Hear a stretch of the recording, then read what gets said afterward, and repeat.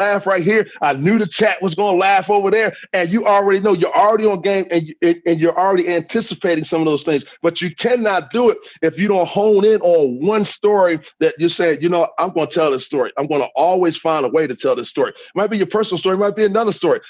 And it doesn't have to be long. You can have different stories. I'm always telling that story about my first speaking engagement because people ask about it. I want to know, how'd you know? The lady walked up to me. She said, you were great tonight. I won a ribbon for best speaker. She said, would like you come talk to our students. And she said, how much do you charge? I said, how much do you pay? Right? Because I had no idea. Listen, that's a quick story. It's like a signature story. People have heard me tell my story over and over again about me moving to Atlanta, Georgia. I was 24 years old. I was a 24-year-old broke saxophone player with no saxophone. And I moved to Atlanta, Georgia with me and just my little brother, 12 years old, right? Just me and my little brother. Well, people know this story. And what happened is in the audience, yeah, they were looking for my content. But because there's so much content in the market, because a lot of principles are the same, one thing that's guaranteed to differentiate you every time from anybody you talk to is your story. Even if it's a similar story, it ain't the exact same story. And if you can tell the story even better, then you're going to have people talking about you. So you got to focus on crafting your offer and your signature speech. That's your stump speech. All right. Now, let me give you some more and I'll circle back around because some people always ask me, well, how do I find my signature speech? In fact, let me touch on that. Your signature speech is the thing that you feel compelled to talk to people about, the thing that really gets people inside of you. It's a transformational moment. It's a time that you help somebody out. It's about overcoming some odds that nobody ever thought you could overcome. It's about aha moment when you're like, oh, this is when I knew I should have did this. Those are signature speeches, and those are speeches that get talked about all the time, and they're part of your offer. This stuff doesn't happen by accident. You got to craft it, right? Now, here we go. Watch. You got to learn who to contact, where they are, and what to say to them. Listen, you have to learn who to contact, where they are, and what to say to them if you want more gigs. I spend a lot of time on the phone calling people. I've done a lot of LinkedIn, sending messages back and forth. I learned how to learn how to network with people because I want to know who to contact. Now, here's the secret sauce to that. We gave you the answer to how to do that way on the first day. That is, ask and listen more than you talk and tell.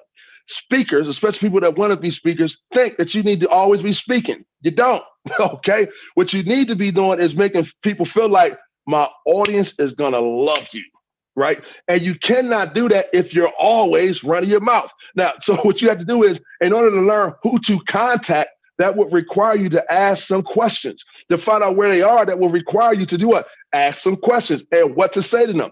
This is one of the biggest mistakes I made as a speaker. I was engaging. That's just my personality. I can get up in front of the room. But I had a hard time because I might be talking like the audience, but I wasn't talking in the language of the check signers and the decision makers. That's a very big deal. I didn't know what to say to them. I'm going to give it to you all from the standpoint of the youth market, right? Somebody will come up to me and say, Al, we think you should go talk to such and such principal, such and such assistant principal, or we think you should go talk to a campus activities director or somebody like that, right? And I will figure out where they are. You could use LinkedIn. You could do a search. You could do searches for conferences in your industry and start to find out where these people are, what magazines are they reading, what do they subscribe to, where are they, how can I find them, right? But I'm going to tell you, finding them and figuring out who to contact, listen, you can either ask me, somebody like me, you can do the search yourself. But even if you find them, that's not where I was finding most speakers had a problem. So the problem they would have is you don't know exactly what to say to them when you start talking. You want to tell them about how great you are. I just make this mistake all the time. For a little while, I thought emotional intelligence was going to be like a hot thing. I thought if students knew emotional intelligence, oh man, can you imagine if students was more emotionally intelligent? Well, when I was calling up the high schools and talking to them, that wasn't the right language. I didn't understand until I started asking questions to say things like this. I don't need to lead with emotional intelligence. I needed to lead with stuff like this. Yeah, I got a great program for your students to keep them engaged for lots of activities, keep them on the front of their seats. It's fun, and it will help them prepare and be ready for college and career. So it helps them be college and career ready. You know why I started saying that? Because a counselor, a principal, a superintendent started explaining to me, listen, our goal is we got to get our students college and career ready. I wasn't saying that. I was too busy trying. So you meet with the audience. You got to focus on the audience. Don't get me wrong. But I was too busy thinking about telling them how great my program is and how my idea is so revolutionary. Listen, you don't need a brand new idea all the time. You can get paid millions of dollars talking about something that people already know if you know how to package it right and if you're talking in terms of their language. So you want more gigs, you got to know what to say, not just to the audience, but you got to know what to say to the decision makers and the check signers, and they're not always one and the same. All right. The next thing is you got to present your offer as much as you can. You've already been told of that. This is us. We got an offer mindset. That is, every time you get a chance, you got to present your offer. Does it mean you should be calling people? I don't know. You could. I'm not saying you have to. There's the things I've done, but the principle is present your offer as much as you can, however you can. I'm that dude that got on the phone and called every community college and college and five in the 5-state areas. I live in Georgia right now, Atlanta, Georgia, right? Every state that touched the state of Georgia, I called every single, and I mean every single one, all the colleges and community colleges, I was calling them all because I was trying to present my offer. The crazy part is I didn't know what to say to them at first. So I got some luck, but I didn't have all the luck. Now, is that the only way to present your offer? No. Y'all heard ways all weekend long how to present your offer. I started learning on my website. At first when people were landing, I had to do a better job of presenting my offer. As I got more notoriety and I became more well-known, then things changed. I can direct them to certain things. I don't have to offer immediately, but at first I need to let them know that they're in the right place. So you got to present your offer as much as you can. All right. And here's the next thing. This is probably the best secret tip I can give you on this right here. Other than making sure you get a mentor or a coach or somebody who can give you the insight to help jumpstart on some of this stuff. But you see that one's in purple on purpose. It said level up your network. There's not one expert that y'all saw this weekend that came to us and pitched us for the gig. And it had to. You know why? Because it's all one big network. That speakers know speakers, experts know experts, millionaires know millionaires. When me and Lawrence were talking about this thing, that's all we had to do. We didn't have to go searching. Believe it or not, we didn't need a speakers bureau. We didn't need nothing. It was the network. If you level up your network, you will get more gigs. I'm telling you, you will be surprised. And yes, you will get more paid speaking engagements if you level up your network. That's not an easy thing to do. You could do that the long way or the hard way. This right here, this is no cap.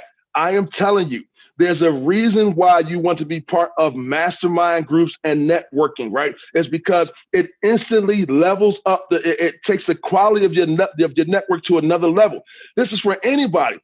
Not just for speaking, anybody would get more business if they level up their network, but speakers don't always understand that, right? So if you level up your network, I guarantee you will get more gigs, paid gigs coming your way. All right, here's the next thing. So now I'm gonna show you something about these first two ways in 1 second. All right, I will show you. Just watch.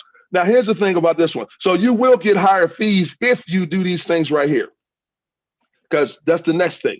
So it's common sense. If you get more gigs and people see you more often, then you will get higher fees. So all those simple steps that I gave you from the first, this is like one of those things where you I got to do everything from the first bucket, from the first pile, so that the next pile will start to work. This is how it works, okay? If you're getting more gigs, then naturally your fees start to increase because you're perceived as being more of a thought leader, right? Now, so you can get more gigs. Here's the next thing. All right. You got to have the confidence to ask. Let me pause right here for a minute. You have not been scared or nervous until you got to ask somebody for $10,000, $15,000 and you're not sure if you deserve it or not. That's not cool. You got to get that confidence in yourself first. So you need to know that your product has the right value, the right worth, and that you are asking something that is within reason. But at a certain point in time, I was like, you know what? It doesn't matter, man. I just need to have the confidence to ask. When they say, how much is your fee? I need to come out, say it comfortably. Listen, people Al, did you used to practice your talks in the mirror? I did. But you know, I used to really practice. I used to practice to ask. I used to look myself in the mirror and say, she's going to ask you what your fee is. And this is what you're going to say, right? It didn't care. My fees jumped from throughout the years. It didn't matter if I was at the $1,800, $3,500 levels, if I was asking for $5,000, $10,000, or I've even had proposals where I asked for 50 grand, right? So now it just depends. But I practiced I gotta have the confidence to ask. I gotta have how you gonna get something you ain't asking for? Hey, it's going to be impossible, okay? So you have to have the confidence, develop the confidence to ask. Believe it or not, that confidence comes from doing more gigs, okay? Now, here's the next thing. You got to increase your brand value. There's two main reasons that people hire speakers. This is it. There's only two main reasons for speakers. Either A, you have a tremendous amount of content and value to offer. B, you put butts in seats. Now, how high or how valuable your content is, or how many butts you can put in the seat, or how many eyes you can put on the camera, it's dependent on the level of your brand. So the more you increase your brand value, the more you can have higher fees. Now, notice I didn't say the more you increase your expertise and things of that nature, because it depends. That's not the only thing that increases your brand value. A lot of things increase your brand value, like getting more gigs, or having the confidence to ask, or being part of a higher value network, being seen more often. You have to increase your brand, the value of your brand, and this is a matter of perception. So, it has to do with being able to tell your story better. It has to do with being able to deliver better, whether it's your speaking ability, be able to close the deal, keep people engaged, things of that nature. But you got to find a way to increase the value of your brand if you want to get higher fees, right? Now, here's the next thing. You can find a more profitable niche. At a certain point in time, I realized, Al, you're not getting no more money out of these high schools. I would like to get higher fees. Thus, I need to expand or find a different niche. That doesn't mean I have to abandon one niche, but after you get one thing going and you really focus in one niche and you become a rocket star and you got a nice position in that niche, we tell people all the time, yes, then you can expand. Can you start to look at another niche? Yes, you can. You're probably only I know this for a fact. You will only occupy one place in the mind of the market. Let me say it again. You will only occupy one place in the mind of the market. That does not mean you can't make money in other niches. Steve Harvey, for many folks, will always be comedian. That's what he says, right? I mean, that's the first thing we think of, because that's how we met him. That's the spot he occupies in the mind for you, in your mind. Now, that doesn't mean for everybody that's where some people are like, Steve Harvey, oh, you mean the host? That's the host of Family Feud. That's the spot he occupies. They start thinking about that. Everything else is he's the host of Family Feud. Oh yeah, and he does this and he does that. So you can find a more profitable niche if you need to, right? Now here's the thing about this. No, wait. Before I go to that, let me rewind. When we started off this weekend, one of the first things I told you all is this. And I don't care what it is. In this world, especially when it comes to us making money, there are workers and employees, right? There are managers and there are owners and founders. That's how it works, right? And you need all three, but the problem is when you only been trained to think like the first two, it's very hard to be good. That is very hard to be a great owner or a great founder if you're only thinking like an employee. So I'm gonna break some high science down for y'all, because this used to happen to me all the time. Since I jumped into the speaking business, coming straight from being an executive chef, that's a manager, and running 12 restaurants, you know what I'm saying? Since I jumped right into becoming a speaker from there, I still have remnants of an employee mindset and a manager mindset. What do you mean by that, Al? I'm going to show you all these tips I just showed y'all. We're going to back up right here. I'm going to show y'all from the beginning, right? So we're talking about all these things that I said do right here. If you look at all of them, and when we're talking about doing these things right here, level up your network is a good one, right? But when we talk about these things right here, the top of that line says, get more gigs. You know what that equals? You can only do but so many gigs in an hour. That's trading dollars for hours. High science. Listen to what I'm telling y'all. Even as a speaker, you do something for an hour or more, you get paid for that time that you were speaking. That means I do something and I get paid for it. That's what employees do. So therefore, as I'm thinking like an employee at first, I'm thinking like I need to fill up my whole calendar. I need to get it filled. And I did. And I made more money. But there's still a limit to that, right? So only with so many gigs you can do a year. There's some years I had 120, 130 gigs. It's a lot, trust me, right? Now, here's the thing. Employees think like this. If I want to make more money, I either need what? I need another job, an extra job, or I need to work extra hours. When you say I want more gigs, and that's the only path and the only thing you got, that means you want to work more hours. Think of that. That's an employee manager type of mindset. I'm not saying it's bad because speakers make more money, but that can't be the only way you look at it. Let me keep going. Employer manager mindset. Walk through this thing. If we come over here and say, but I got to get higher fees, Al, you trying to tell me if I'm getting higher fees, if I'm getting $10,000 an hour and I'm trying to get more than that, is that still thinking like an employer and a manager? Let me say, there's nothing wrong with getting a raise, nothing wrong with doing that. But if you're asking for a raise, right? That's what managers and employees do. You need a raise. Okay, I can only work a certain number of hours. So if I want to make more money, I got to get more hours, more gigs, right? If I want to make more money, I got to get a raise, higher fees, right? This is what I'm chasing this thing. I'm trying to figure this out. And I started realizing this is not good because this is not what business owners do. That's not the only way they think. Business owners think about this last option right here. That is, you know what? To maximize my profits, I need to offer more. I don't necessarily need to spend more hours. It would be nice to have more gigs if that's what you want. It'd be nice to have higher fees. But as sooner or later, unless you're a celebrity, you're going to run into a cap. Trust me and believe me, it happens. Now, it could be because it could be because they got a budget issue. It could be because you're not a celebrity, or that's what the market will bear. I told y'all, even in the youth market, I had to start realizing I need a more profitable niche. Looking for a more profitable niche is the same thing as saying I need to find a different job or a different company or somewhere else that's going to pay me a little bit more money. There's only but so many times you can do that. Nothing wrong with it, but watch this. So if you want to maximize your profits, you got to learn to offer more. It's when I started thinking about B2C and B2B, and I'm going to put some things on this screen, and it's not even all of them, but I'm going to give y'all a few of them. This is like, okay, I don't necessarily need more gigs necessarily. What I need to be able to do is take that same gig, right? I don't even necessarily need to give me a higher fee. I need them to give me a fee, right? But I need to be able to go to this same gig and pack a whole lot more to offer in there so that I can increase the value of what I'm getting back for that 1 hour. Think about it, or for that full day or whatever it is. Here it is. So, speakers will tell you, it's real easy for me to start spotting speakers who are top speakers in the market because I just ask them about their back of the room sales. That's called post-event.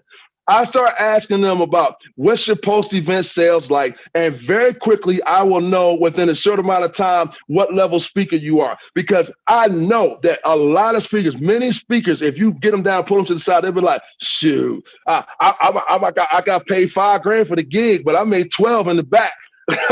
This is how we talk. So just the post event. Now, think about it, the same amount of time right there, but all of a sudden you got twice as more because you had something to offer. You offered more. There's merchandise, book sales, curricula. That's the plural for curriculum, right? Curricula. Yes, you can at a post event. I call it post event. At the end of an event, doesn't matter if it's virtual or if it is or if it's live, right? You can sell. I've seen, especially in the education market, I've seen guys in the back of the room selling $3,000, $5,000 curriculums.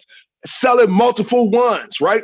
Training materials, media downloads. Should I be selling a book in the back of the room, or should I have audio program or something they can download, or anything like along those lines? Coaching programs. There's something else you can sell in the back of the room, right? These things allow you to say, you know what?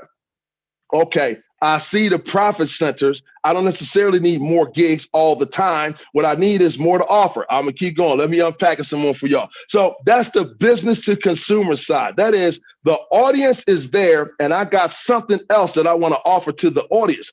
But on the event planner side, that's the person who paid for you to come in, right?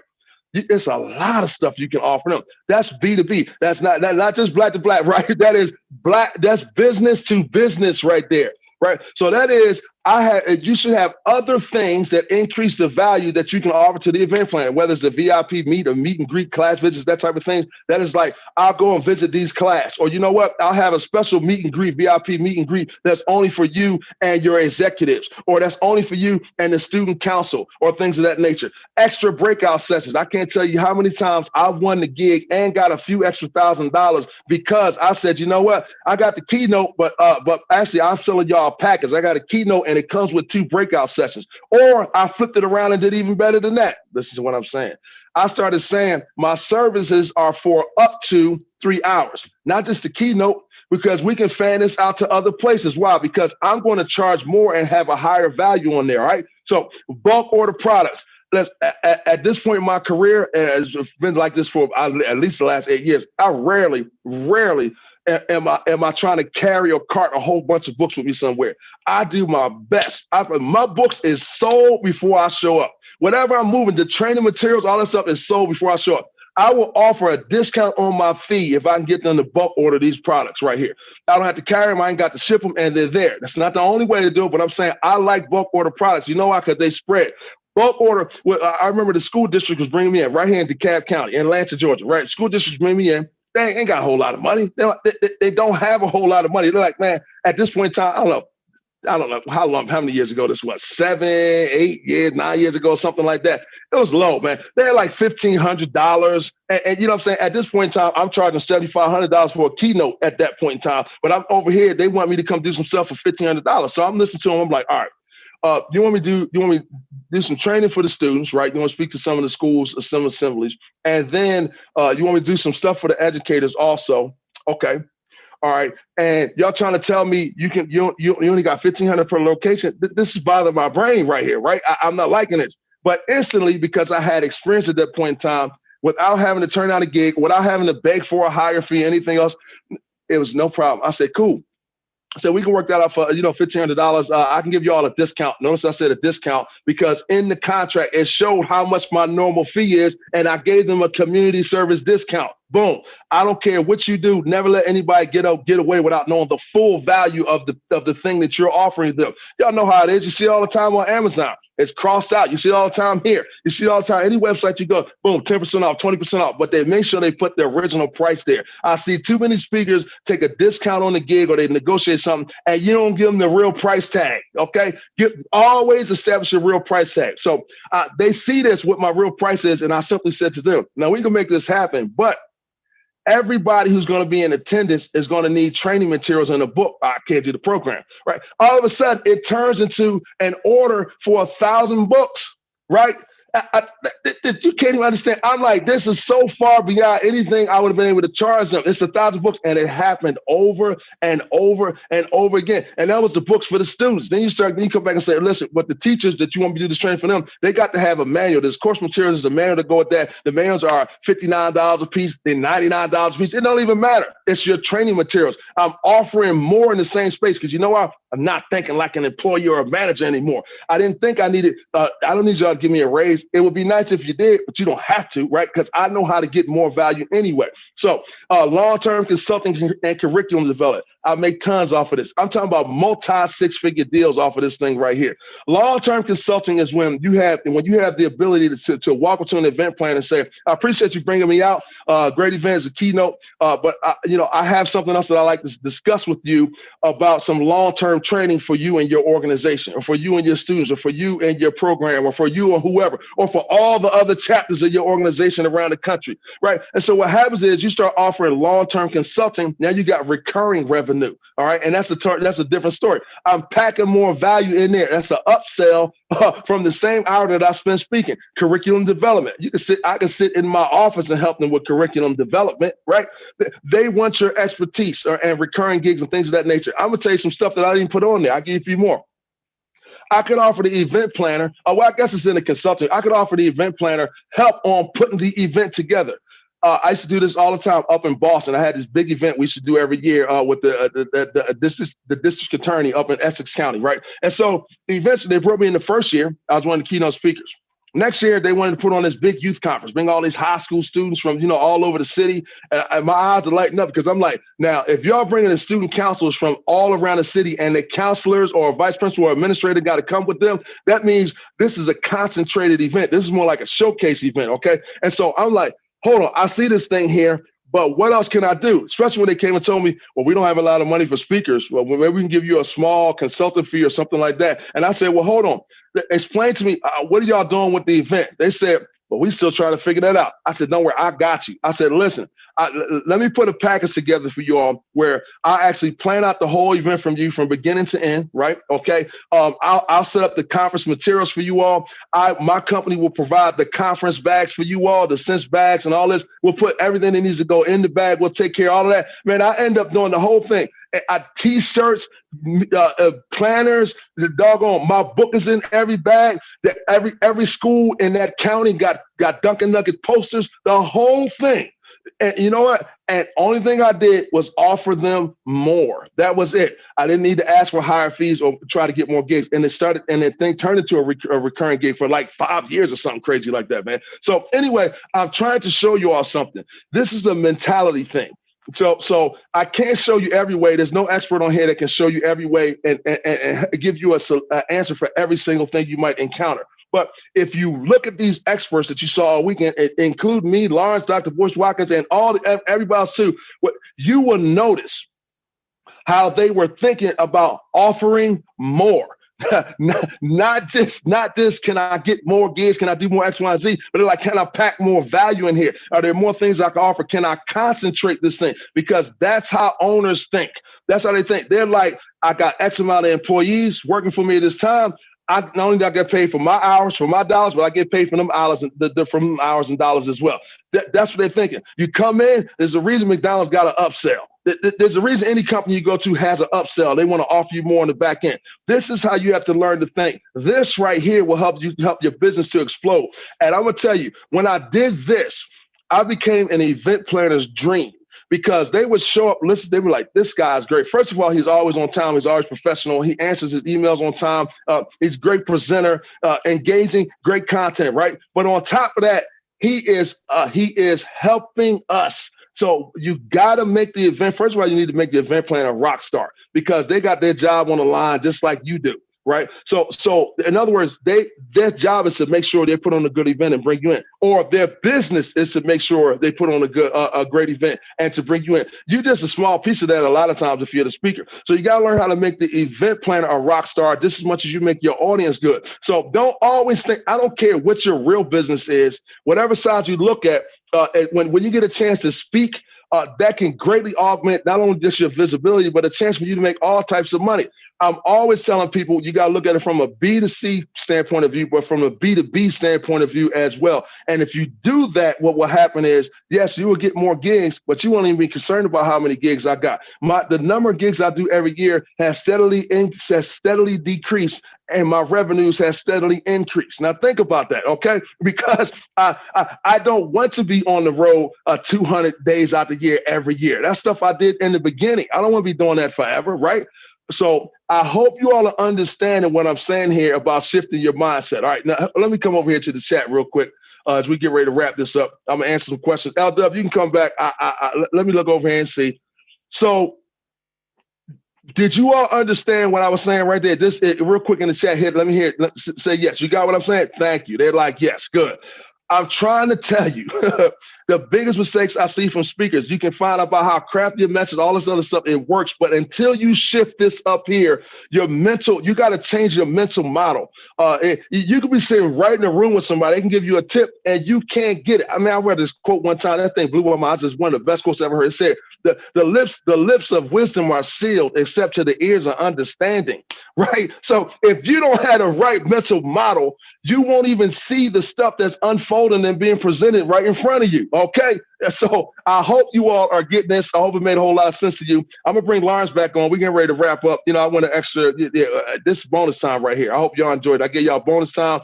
And and what I'm going to do is I'm going to try to answer a few of you all's questions, but we will be back tomorrow. There's my brother. I was looking for it. What's going on, boys? Not much. I was listening to you, and I was just reflecting on the fact that you stand out to me as definitely one of the top 3 to 5 people that I can think of in terms of amazing business partners that I've worked with. When you were just talking about how you engage with, and I'm telling y'all, this works. College professors can't teach you how to become a millionaire, how to make millions of dollars doing stuff like this. Al's made millions of dollars. I tell you, he said 1,200 paid speaking engagements, right? Was that the number, Al? Mm-hmm. Over 1,200. Yep. Times 1,000. I got my master's in math, so I can multiply. 1,200 times 1,000 is 1.2 million, and you charge far more than $1,000 per gig. You up 10, 50, so it's not about so much counting the money. It's really about saying that There are people that can show you exactly how to do these things, and people that can really talk to you about the theory. And so when I'm listening to you talk about just how great you are to work with, and how you packaged so many other things into the speaking gig, and just really you weren't playing that checker level, that first floor level thinking. You were going up to the third, fourth, and fifth floor to the executive suite, and you're like, look, I can play in your whole event. I've got a whole set of products, available to, like, there's a process to that. And I've seen you do that, right? Like, you've done that with us, and I mean, in the Black Business School, you've been invaluable to work with. And I really want everybody, as you're considering taking a look at Black Experts Empire, Al is in there, and he'll be mentoring you very closely and working with you on exactly what you're doing. And I'll be in there too. I don't know if I've done 1,200 speaking engagements, but I know I've done a lot. I've done myself. I haven't spoken as much as Al, but that type of thinking that he talks about.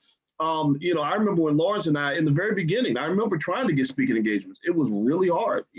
I remember literally paying money to go give a speech. Just pay, because when you take out all the money I spent on travel and all that, even if they gave me a little something, I wasn't making a profit. You're just trying to get out there.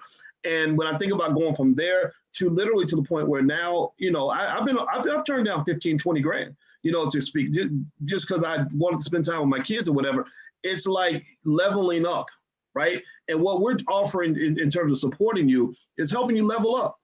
We don't just have the expertise and the knowledge. We also have a platform. We have hundreds of thousands, millions of people to follow. So the point of the matter is to say that what I like about working with you, Al, and I'll let you continue. I don't know if you have more you have to say, but what I like working with you is that you don't think on that first level. Like, you're not thinking like an employee, like, please hire me to do this job. You're thinking like a businessman. Like, he is a businessman and a businessman, if you know what I mean. And I get that, because that's exactly how me and Lawrence were thinking in the very beginning. Except the difference is, though, that you got to go through those knocks. Like, we've been in this game 15 years. I know you've been in it for 15, 20 years. So it takes time to learn these things, right? So that's what Black Experts Empire is all about. So go ahead, man. I don't know if you have more you want to add to that. No, you came in. I'm gonna put this last thing up there. That's good. Watch this. I'm gonna tell you all, after we said all that stuff is great, but the thing you need to do is cut out the middleman, because all roads lead back to ownership. You can listen, the thing, because Boyce came up here giving me compliments. Check this out. We didn't need an organization. We didn't need nothing to do. We didn't need nothing. Only thing we needed was the Black Business School to make this thing happen this week. You know why? Because all roads lead back to ownership. When you own your own audience, you don't even have to worry about getting more gigs. You're like, I make all the gigs I want. So that's the final thing I wanted to say, boys. I'm glad you jumped on here just in time for that right there, man. Yeah. The ownership piece is critical, and I really think that what we're seeing is a transition in thinking, amongst millions of Black people. And I really want everybody to understand that there's not even a need to compete or anything, because really what we're doing as a community is taking back what is ours. Like, this is the takeover. This is all of us going out here, and we're rejecting that old model of being somebody's employee and taking the crumbs. We're going for the big piece of chicken at the head of the table, and everybody can have a table. But it takes a certain skill set to build a table. You have to be able to build tables, build systems, build a process, build something that allows you the opportunity to own something. You ain't got to own everything, right? Capitalism teaches you got to own everything. You got to be number one. You got to be the best and the only one and all that. No, that crabs in the barrel stuff doesn't have to apply here. Everybody can own something and have their own little piece of land and work that land. And so we would love to be able to help you with that. That URL, what's blackexpertsempire.com? Is that? Yep, I'll put that up on the screen too. You can head over to blackexpertsempire.com. Let me put that up on the screen for you all. And this is the, let me pull up that one more time. Right, I closed that by accident. Well, it's blackexpertsempire.com. That's what it is, blackexpertsempire.com. This weekend stands, this offer is going to be good, probably until, I know Lawrence has the countdown, but I think it is Tuesday night at 11:59 p.m. Okay, there it is. So you can make a one-time payment. And this is peanuts. Listen, I'm telling y'all, this is such a discount on a program like this. It's unbelievable, right? But you can get started for a one-time payment of $2,997 or monthly payments of $297 a month. And if you get started with us, we'll see you in class tomorrow. Yeah. Well, and I'll tell you, if I could have found something like this in the very beginning, it would have been great. I would have gladly have done it. I mean, I don't know how many tens of thousands of dollars that we spent doing things the wrong way, but I just wish I had a mentor. And the thing was that not only did I not know anybody who had really done it, who could actually mentor me, but I think we were kind of doing something that nobody was doing, like we were Yeah. approaching it in a whole different way. I remember my two models in terms of scholars that I really wanted to emulate at the time was Cornell West and Michael Eric Dyson and Julianne Malveaux. And I became friends with all of them over time. And the thing was, what I noticed though, as I noticed vulnerabilities in their business model that concerned me. And the vulnerability was, okay, if you go give a speech, you're being hired kind of by a speakers bureau. The speakers bureau, if they drop you, then you get no more speeches. So that's why we created Great Black Speakers, because we wanted to own the speakers bureau. I said, okay, if you publish a book, well, you got a publishing company that's publishing your book. If you suddenly become unpopular, they get mad at you because you got a little too black on the Tuesday, then your book publisher can dump you. When you're on TV, you're on, CNN or NBC or some, media outlet that's owned by another person. And we know that, again, if you get a little too black, they'll chop you off. So I told Lawrence, I said, you know what?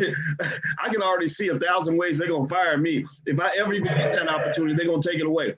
And that's what they do. That's what economic warfare is all about. That's how it works. That's how you control, they control you with the money by cutting your purse string. So what we did was we said three things. One, we got to have our own speakers bureau. That was where Great Black Speakers came from. It's been around, since for 15 years. Lawrence runs it. It's been great. Two, we got to publish our own books. I've never had a book deal. I publish every single book on my own. I have sold tens of thousands of copies of my books. Three, we need our own media outlet. I learned that in 2008. 2008, I got into a back and forth with Bill O'Reilly on CNN. For 1 minute, I thought I had allies. I thought I had people that were backing me because I said, okay, Bill O'Reilly's a conservative, and we know Republicans are the only racists. They're the racists. The Democrats, those are the good guys, right? Right? And well, you know what? When the stuff really hits the fan, the black man, just like in the movies, the black man gets killed first. So literally, I don't talk about it much, but during the whole year that Obama was running, I've been pretty much blackballed from CNN. Like CNN they would book me. My publicist was booking me 3 times a week to CNN, Fox, all the networks. And then suddenly she said, every time they agree to book you, they say, okay, he'll be on tonight at 4:00. And then suddenly they'll call back and say, oh, we canceled. We're going in a different direction. And she said, I think you're on a list of people that they've just blackballed. So we lost our whole platform. So at that point, that's when we started building Your Black World and really go into the internet to say, we need to make sure that we will never be canceled by anybody. We want to make sure that we're not owned by anybody. And that's where all this stuff comes from that you guys see right now.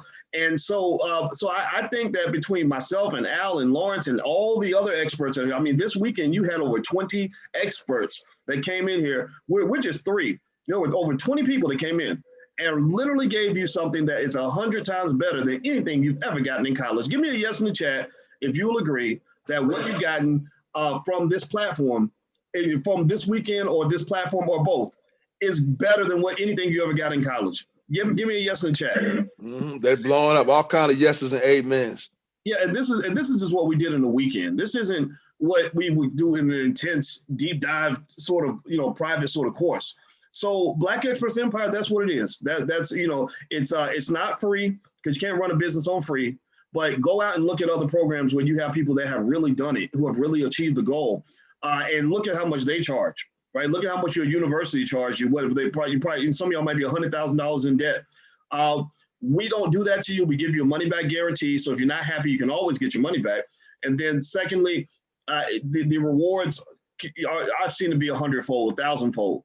A lot of times it's just a matter of having the right conversation with the right people who can help you get over the humps and figure out the little stuff that you're never going to learn in school.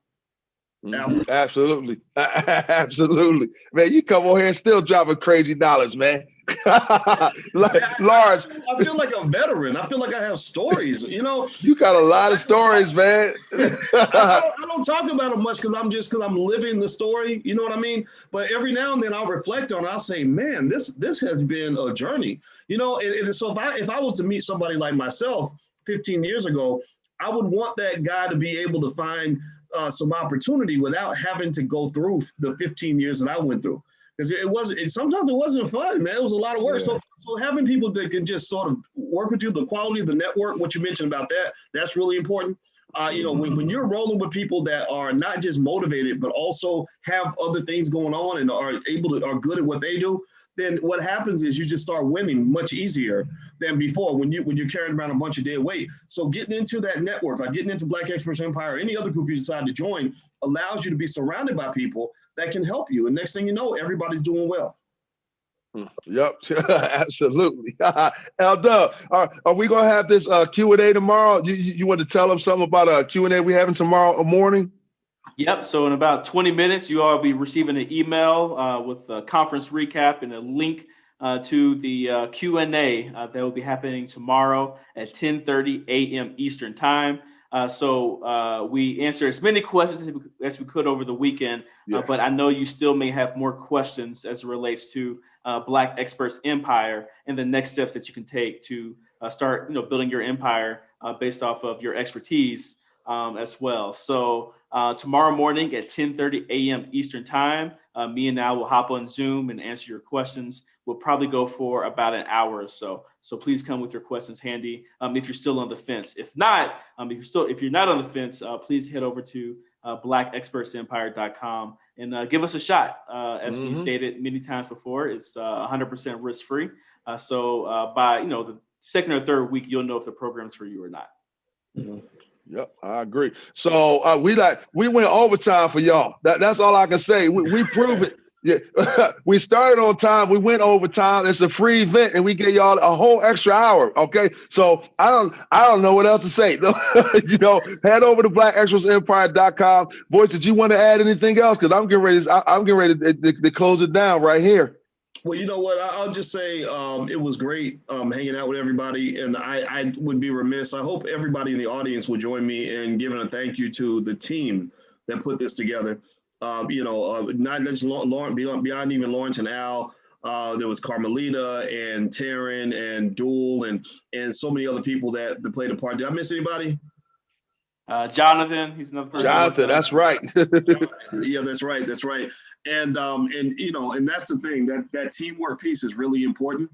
As you achieve your goal, try to figure out who your team's going to be. And I believe that's one of the great benefits the Black Business School can give to you is we can be part of your team. We're happy to do that. And in fact, I think we're up to about 135,000 students in the Black Business School all around the world. And we have all different programs for all different budget levels.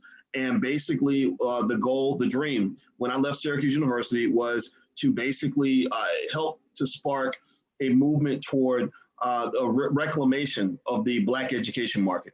I believe that I know that this institution is going to exist for hundreds of years after I'm gone. I've already put in my estate plan. It's already in my will, all of that stuff. A chunk of my assets are going to be left to the Black Business School, and we're going to have a board in place so that in a couple hundred years, we'll be standing up there with the Harvard universities of the world.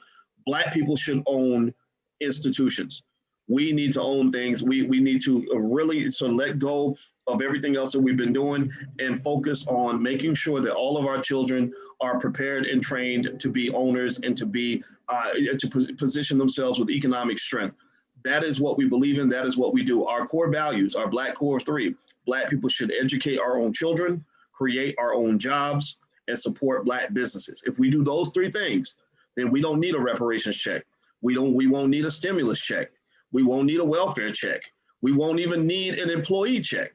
We will have a community that can do anything that we want to do because we are smarter than everybody else. We are the only group of people that has survived the slave dungeons. You're the descendant of that.